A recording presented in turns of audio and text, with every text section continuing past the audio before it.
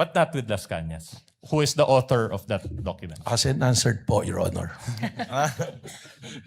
The presiding officer would like to remind the witness to kindly avoid making a ruling for and behalf of the presiding officer. Pasensya na po, Your Honor. Yesterday, you identified an unsigned and unnotarized document which allegedly pertains to an affidavit of Arturo Las Cañas.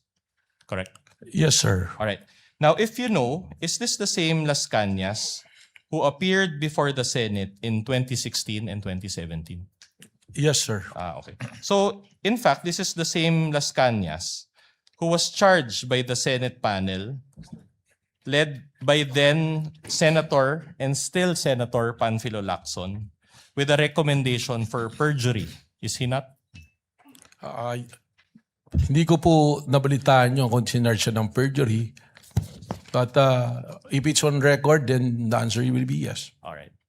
Well, he was, or maybe we can confirm it later with Senator Judge Lacson. And this perjury was committed during a Senate committee hearing, if you know only. Well, siguro po doon natin na lang ilagay doon sa affidavit po na nabasa ko. No, the May I only comment, question Your is Honor? the May I perjury, if you know only, that the perjury that was recommended for charging Your Las Honor? Cañas. I have no personal I'm not yet done, knowledge. Your Honor. I think Your Honor, the witness is incompetent to answer that If question. he knows, Counsel, I asked think the Your Honor. witness already said that he's not aware of it, but that if it is on the record, then most likely it is true. That was the response of the witness earlier. All right, I'll just move on to a new point. Now, allow me to read a statement of Senator Lacson, and then I'll ask questions thereafter. May we request, Your Honor, that the witness be confronted with a document if I think the defense is reading from a document? Yes, Your Honor. We will For provide the the hard guidance of the copy. witness, Your Honor. We will provide the hard copy, and then we'll also show the soft copy on the screen, Your Honor. Assisting counsel is authorized to approach All right. I will read. from both parties. I will read and I quote Senator Lacson. Ang may papayo ko lamang kay SPO3 Las Cañas, kung ang layunin ng inyong quote-unquote extrajudicial confession ay mapanagot sa ilalim ng batas si Pangulong Rodrigo Duterte at iba pang personalidad, marapat lamang na maliban sa inyong salaysay, may maipakita ka pang bukod at ibang ebidensya. Kung wala, ay maaaring masayang lamang ang oras ng mga tao dito dahil baka walang kahihinatnan ang isinasagawa nating pagdinig sa araw na ito laban sa sino mang mga taong idinadawit mo. Are you aware of this statement by Senator Lacson against Las Cañas? Ngayon po, nabasa po. You're aware nabasa now. ko po. All right. At any rate, you mentioned yesterday that you did an open source investigation to obtain the Las Cañas document, correct? That is correct po, sir. But to be candid, was it just Google search? Hindi po. Are you at liberty to disclose what method you used in that open source investigation? We were provided, dito po nagsimula yan, we got hold of a copy of the affidavit of Arturo Las Cañas. With the permission of counsel for the respondent, the chair will allow the intervention of Senator Judge Lacson given that his name was mentioned, in fact, not only alluded to but mentioned by counsel for respondent. Senator Lacson is recognized to give a manifestation. Thank you for allowing me to interject. Maski hindi naayos sa unan yung pahayag kanina. Kasi ang worry ko, pag inupuraw ako doon, interpolate ako ni Senator Lapid. So, having said that, anyway, levity aside, Mr. Presiding Officer, basahin ko lang yung portion ng committee report kasi I chaired the Committee on Public Order when we investigated the EJK. And indeed, I will confirm that Arturo Las Cañas retracted and changed his testimony. No? After several hearings, nag-retract siya. But hindi po ako nag-file ng perjury. Gusto ko lang i-correct yun. Ang recommendation po sa Roman numeral number 6, recommendations, part po ito ng committee report. In view of the foregoing, the committee recommends the following. 1, amendment of the revised penal code to increase the penalty for the crime of perjury. Yun po yung context. na dahil committee report ito, nagre-recommend ako na i-amend yung revised penal code, particularly sa crimen ng perjury. Pero gusto ko lang i-correct na hindi ako nag-file ng perjury. Thank you. The manifestation is noted. Counsel for the respondent may proceed. But at your at liberty to disclose who searched for that Las Cañas document. Ito nga po, yung pong dokumento, we got hold of it. Sabi nga po natin, meron po kami mga tinatawag na amin pong mga informants at mga source. It was provided to us. Nung ibinigay po sa amin to, hindi naman po ibig sabihin ay amin kaagad itong paniniwalaan. At tama po kayo.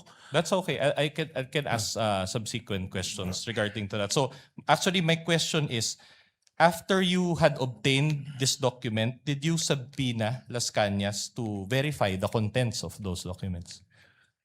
Hindi po, sapagkat he is nowhere to be found. That's enough. So without verification, you decided to believe the contents of the document that you obtained? Again, ibabalik ko po ron sa 5 nating factors.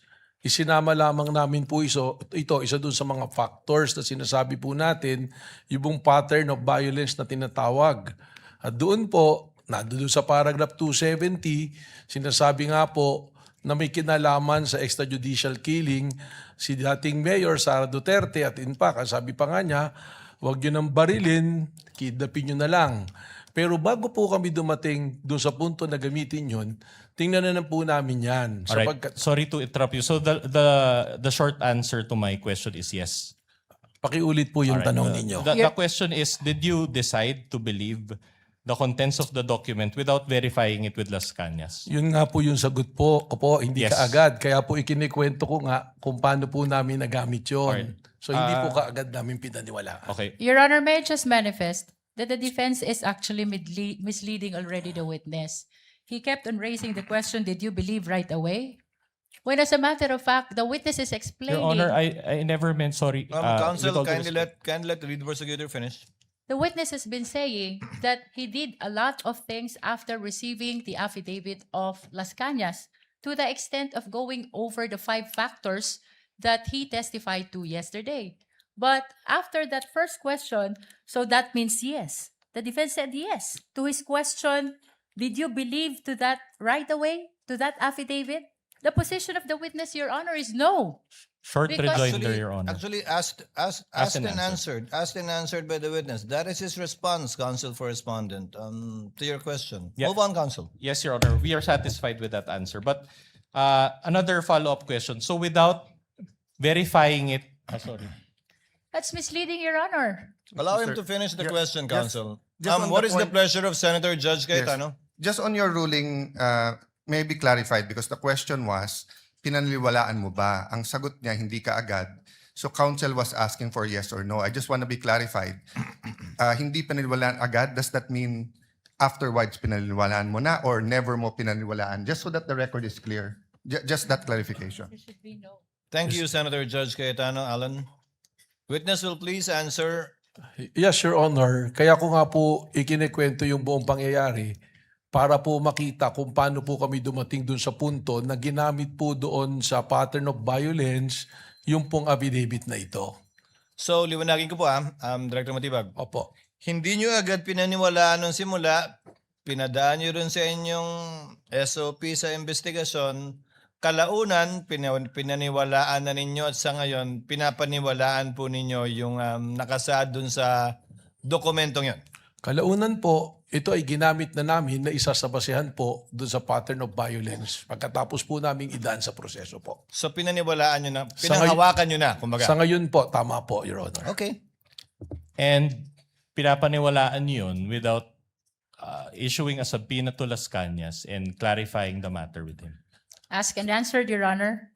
It's a different question, Your Honor. We're already at this point. Witness may answer. Pakiulit po. So, you mentioned na pinapaniwalaan nyo na siya ngayon as clarified by the chair. So, are you saying that pinapaliwanaan nyo na ngayon without issuing a subpoena to Las Cañas and verifying it with him? Hindi po nag-issue ng subpoena kay Las Cañas, pero meron pong naging verification process. Alright. But not with Las Cañas, who is the author of that document. As and answered po, Your Honor. The presiding officer would like to remind the witness to kindly avoid making a ruling for and behalf of the presiding officer. Pasensya na po, Your Honor. But the gentleman would have been correct. The presiding officer would have said the same thing. Thank you for saving me the trouble. But try to avoid that, Director Matibag. Sorry po, Your Honor. All right. Thank you. Thank you. Council may proceed. All right.